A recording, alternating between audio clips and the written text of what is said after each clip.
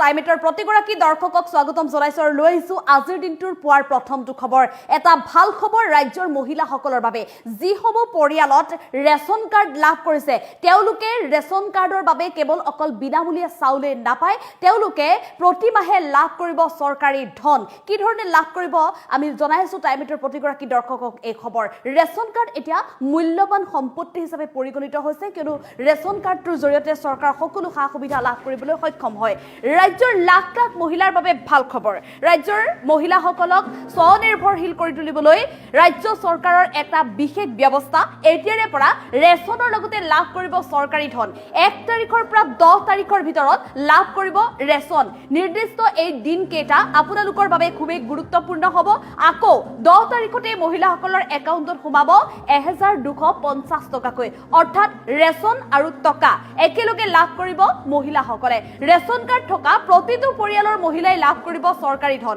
Ration card থকা প্ৰতিগৰাকী মহিলাই লাভ কৰিব 1250 টকাকৈ মহিলাসকলক হকাহ দিয়াৰ বাবে চৰকাৰৰ বৃহৎ পদক্ষেপ ৰাজ্য চৰকাৰৰ তৰফৰ পৰা বিশেষ ব্যৱস্থা বিশেষ পদক্ষেপ গ্ৰহণ কৰিছে চাউল টকাৰ উপৰিও দৰিদ্ৰ পৰিয়ালে এতিয়া লাভ কৰিব চৰকাৰৰ তৰফৰ পৰা ধন নতুনকৈ ৰেচন কাৰ্ড পোৱা দৰিদ্ৰ হিতাধিকাৰীসকলে লাভ কৰিব চৰকাৰী ঘৰ উজালা আঁচনিৰ সুবিধা আয়ুষ্মান কাৰ্ডৰ সুবিধা ইতিমধ্যে 31 ডিচেম্বৰৰ ভিতৰত 60,000 পৰিয়ালে লাভ কৰিব প্ৰধানমন্ত্ৰী আৱাস যোজনাৰ অধীনত চৰকাৰী ঘৰ নতুনকৈ 7 লাখ লোকে লাভ কৰিব বিনামূলীয়াকৈ চৰকাৰী ঘৰ ৰাজ্যৰ 7 লাখ লোকৰ হয়তো সেই তালিকাত থাকিব পাৰে আপোনাৰো নাম মুখ্যমন্ত্ৰী আৱাস যোজনাৰ অধীনত লাভ কৰিব এই সমূহ ঘৰ মুখ্যমন্ত্ৰী আৱাস যোজনাৰ অধীনত 7 লাখ লোকক ঘৰ দিবলৈ এতিয়া সাজু হৈছে শীঘ্ৰেই সাজু কৰক আপোনাৰ নথিপত্ৰ পৰীক্ষা কৰক তালিকাত আপোনাৰ নাম আছে নে নাই ৰাজ্যৰ লাখ লাখ মহিলাৰ বাবে ভাল খবৰ আমি পুনৰ লৈ আহিছো এটা ডাঙৰ খবৰ যেটো প্ৰতিগৰাকী মহিলাৰ বাবে ভাল খবৰ ইতিমধ্যে ৰাজ্যৰ লাখ লাখ পৰিয়ালত ৰাজ্য চৰকাৰৰ তৰফৰ পৰা প্ৰদান কৰা হৈছিল ৰেচন কাৰ্ড এতিয়াৰে পৰা এই ৰেচন কাৰ্ডসমূহ খুবেই মূল্যৱান সম্পত্তি হিচাপে পৰিগণিত হৈছে কিয়নো এতিয়াৰে পৰা ৰেচন কাৰ্ডসমূহ মানে আপুনি কেৱল বিনামূলীয়া চাউল লাভ নকৰে ৰেচন কাৰ্ড থাকিলে আপুনি সকলো সুবিধা পাব অৰুণোদয় সুবিধা পাব আপুনি লাভ কৰিব আয়ুষ্মান কাৰ্ডৰ 5 লাখ টকা পৰ্যন্ত বিনামূলীয়া চিকিৎসা সেৱা লাভ কৰিব আকৌ আপুনি লাভ কৰিব উজালা আঁচনিৰ সুবিধা আৰু তেনেধৰণে কেইবাটাও সুবিধা লাভ কৰাৰ সমান্তৰালভাৱে বিশেষকৈ ৰেচন কাৰ্ড থকা প্ৰতিটো পৰিয়ালৰ মহিলাই লাভ কৰিব চৰকাৰী ধন কি ধৰণে চৰকাৰী ধন লাভ কৰিব অৰুণোদয় আঁচনি ৰাজ্যৰ মহিলাসকলৰ বাবে লৈ অনা হৈছিল এখন অভিলাষী আঁচনি অৰুণোদয় আঁচনি আৰু এই অভিলাষী আঁচনিখনৰ জৰিয়তে ইতিমধ্যে ৰাজ্যৰ লাখ লাখ মহিলাক উপকৃত কৰিবলৈ সক্ষম হৈছে ৰাজ্যৰ লাখ লাখ মহিলা উপকৃত হ'বলৈ সক্ষম হৈছে এই আঁচনিৰ জৰিয়তে আৰু এতিয়াৰে পৰা সেই সকল মহিলাক স্বনিৰ্ভৰশীল কৰিবলৈ ৰাজ্য চৰকাৰ এই ৰেচন কাৰ্ড প্ৰদানৰ এটা সুকীয়া আৰু বৃহৎ ব্যৱস্থা গ্ৰহণ কৰিছে আৰু এই ব্যৱস্থাৰ জৰিয়তে ৰাজ্যৰ বিগত দুটা দিনতো দেখিবলৈ পোৱা গৈছে মুখ্যমন্ত্ৰীগৰাকী বা ৰাজ্য চৰকাৰৰ মন্ত্ৰীসকল নিজে উপস্থিত থাকি ৰাজ্যৰ লাখ লাখ লোকৰ ৰেচন কাৰ্ড প্ৰদান কৰিছে আজিৰ দিনটোতো এক বৃহৎ কাৰ্যসূচী আছে ৰেচন কাৰ্ড প্ৰদানক লৈ গতিকে আজিৰ দিনটোতো যিসমূহ পৰিয়ালে ৰেচন কাৰ্ড লাভ কৰিব তেওঁলোকে 1 তাৰিখৰ পৰা 10 তাৰিখৰ ভিতৰত ৰেচনো লাভ কৰিব বিনামূলীয়া চাউল আৰু সমান্তৰালভাৱে তেওঁলোকে লাভ কৰিব চৰকাৰী ধন আৰু এটা ভাল খবৰ যে এইবাৰ বিনামূলীয়া চাউলেই নহয় সুলভ মূল্যত দাইলো কিনাৰ দাইল বা অন্যান্য চেনি কিনাৰো এনেধৰণে ব্যৱস্থা গ্ৰহণ কৰাৰ কথা ইতিমধ্যে ৰাজ্য চৰকাৰৰ তৰফৰ পৰা উল্লেখ কৰা হৈছিল দাইল আৰু চেনিও আপুনি দোকানতকৈ কম দামত ক্ৰয় কৰিব পাৰিব এতিয়াৰে পৰা ৰেচন কাৰ্ডটোৰ জৰিয়তে মুঠতে ৰেচন কাৰ্ডটো আপোনাৰ বাবে খুবেই প্ৰয়োজনীয় গতিকে এতিয়াও যদি আপুনি ৰেচন কাৰ্ডৰ বাবে আবেদন কৰা নাই তেনেহ'লে হাতত আপোনাৰ সময় এতিয়াও আছে আপুনি এতিয়াও ৰেচন কাৰ্ডৰ বাবে আবেদন কৰিব পাৰিব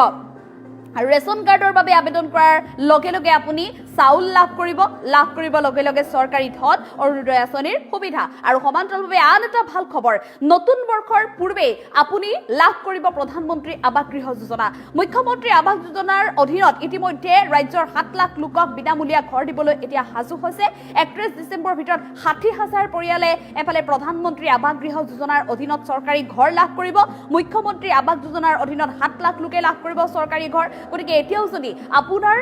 নাম এই ৰেচন কাৰ্ডৰ বাবে আবেদন কৰা নাই আপোনাৰ পৰিয়ালে যদি ৰেচন কাৰ্ডৰ কাৰ্ড এতিয়াও পোৱা নাই তেনেহ'লে আবেদন কৰক যাতে ৰাজ্য চৰকাৰৰ তৰফৰ পৰা প্ৰদান কৰা সকলো সা সুবিধা পাবলৈ সক্ষম হয় অৰুণোদয় পাবৰ বাবে এখন বৈধ ৰেচন কাৰ্ড লাগিব আৰু কৰবাত যদি ৰেচন কাৰ্ড এতিয়ালৈকে আপোনাৰ হাতত আহি পোৱা নাই, আপুনি অৰুণোদয় আঁচনিৰ চূড়ান্ত সিলেকশ্যন হোৱাৰ আগলৈকেও যদি ৰেচন কাৰ্ড সংগ্ৰহ কৰিব পাৰে, তাকো আমি মানি লওঁ। ইয়াৰ উপৰিও অৰুণোদয় আঁচনিত সদায় আমি বিধৱা মহিলা থকা পৰিয়ালক অগ্ৰাধিকাৰ দিওঁ। বিবাহ বিচ্ছেদিত মহিলা থকা পৰিয়ালক আমি অগ্ৰাধিকাৰ দিওঁ। যি পৰিয়ালত দিব্যাংগ ব্যক্তি আছে, সেই পৰিয়ালক অৰুণোদয় আঁচনিত আমি অগ্ৰাধিকাৰ দিওঁ। যি পৰিয়ালত HIV, থেলাছেমিয়া, হিমফেলিয়া, চেৰিব্ৰেল পালচি, কুষ্ঠ, অটিজিম স্পেক্ট্ৰাম ৰোগী আছে, সেই পৰিয়ালকো আমি অৰুণোদয় আঁচনিত অগ্ৰাধিকাৰ দিওঁ। দ্বিতীয়তে, যিসকল মহিলা বৃদ্ধাশ্ৰমত আছে, যিসকল মহিলাই ভিক্ষা কৰি মানুহৰ ঘৰত খুজি মাগি খায়, তেওঁলোককো অৰুণোদয় আঁচনিত অগ্ৰাধিকাৰ দিয়া হয়। এই সকলোকে দি উঠাৰ পিছত যদি কোনোবা বাকী থাকে, সেই অৰুণোদয় আমি সমাজৰ দুৰ্বল আৰু দৰিদ্ৰ শ্ৰেণীৰ মাজত বিতৰণ কৰিম। অৰুণোদয় আঁচনিত চৰকাৰী কৰ্মচাৰীসকল অন্তৰ্ভুক্ত হ'ব নোৱাৰে। আয়কৰ পৰিশোধ কৰি থকা ব্যক্তিসকলো অন্তৰ্ভুক্ত হ'ব নোৱাৰে। আৰু যি পৰিয়ালত 4 চকীয়া বাহন আছে, তেনেকুৱা পৰিয়ালো এই আঁচনিৰ অধীনত আহিব নোৱাৰে। মই আশা কৰোঁ আপোনালোকে অৰুণোদয় গাঁও সভাত এই নীতি নিয়মসমূহ মানি চলিব। অসমৰ প্ৰায় 40 লাখ লোকে অৰুণোদয় আঁচনি পাব। অৰুণোদয় পাবৰ বাবে এখন বৈধ ৰেচন কাৰ্ড লাগিব আৰু কৰবাত যদি ৰেচন কাৰ্ড এতিয়ালৈকে আপোনাৰ হাতত আহি পোৱা নাই, আপুনি অৰুণোদয় আঁচনিৰ চূড়ান্ত সিলেকশ্যন হোৱাৰ আগলৈকেও যদি ৰেচন কাৰ্ড সংগ্ৰহ কৰিব পাৰে, তাকো আমি মানি লওঁ। ইয়াৰ উপৰিও অৰুণোদয় আঁচনিত সদায় আমি বিধৱা মহিলা থকা পৰিয়ালক অগ্ৰাধিকাৰ দিওঁ। বিবাহ বিচ্ছেদিত মহিলা থকা পৰিয়ালক আমি অগ্ৰাধিকাৰ দিওঁ। যি পৰিয়ালত দিব্যাংগ ব্যক্তি আছে, সেই পৰিয়ালক অৰুণোদয় আঁচনিত আমি অগ্ৰাধিকাৰ দিওঁ। যি পৰিয়ালত HIV, থেলাছেমিয়া, হিমফেলিয়া, চেৰিব্ৰেল পালচি, কুষ্ঠ, অটিজিম স্পেক্ট্ৰাম ৰোগী আছে, সেই পৰিয়ালকো আমি অৰুণোদয় আঁচনিত অগ্ৰাধিকাৰ দিওঁ। দ্বিতীয়তে, যিসকল মহিলা বৃদ্ধাশ্ৰমত আছে, যিসকল মহিলাই ভিক্ষা কৰি মানুহৰ ঘৰত খুজি মাগি খায়, তেওঁলোককো অৰুণোদয় আঁচনিত অগ্ৰাধিকাৰ দিয়া হয়। এই সকলোকে দি উঠাৰ পিছত যদি কোনোবা বাকী থাকে, সেই অৰুণোদয়